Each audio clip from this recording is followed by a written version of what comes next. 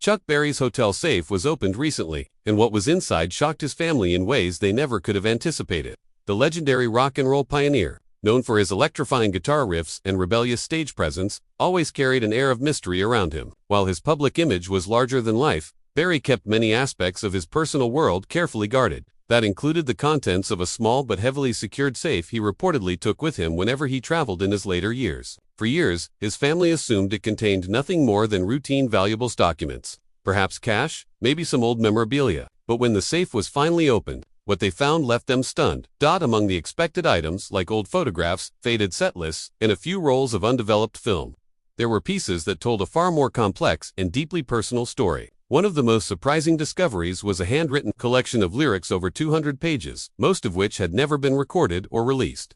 These lyrics ranged from playful and humorous to introspective and even mournful. Some seemed to reflect on his fame and legacy, while others were clearly the work of an artist grappling with the weight of time. Several lines directly addressed his fears about being forgotten, his regrets about past decisions, and his complicated relationship with the spotlight. For his family, who had known Berry as both a larger-than-life entertainer and a fiercely private man, these writings revealed a depth of vulnerability they had never seen from him. Even more astonishing was a sealed envelope marked, "For my family, open when I'm gone."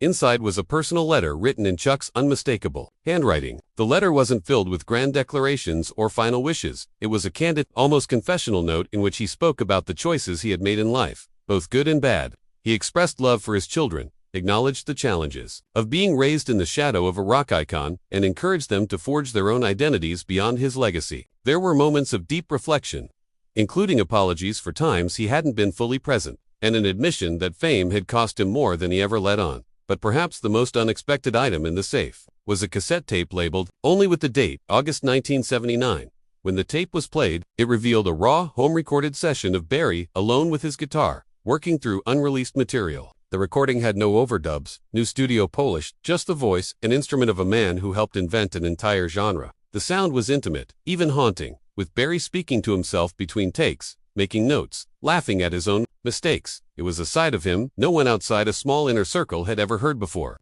His family listened in silence, overwhelmed by the sound of a man they knew so well, yet were now discovering in an entirely new way.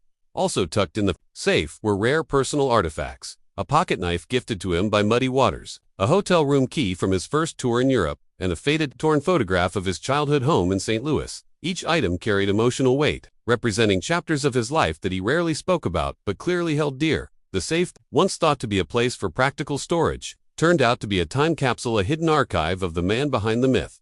For Chuck Berry's family, opening that safe wasn't just about uncovering secrets. It was about connecting with him in a deeper way, understanding the full spectrum of who he was, and confronting the beautiful and complicated truth behind one of rock's most iconic figures.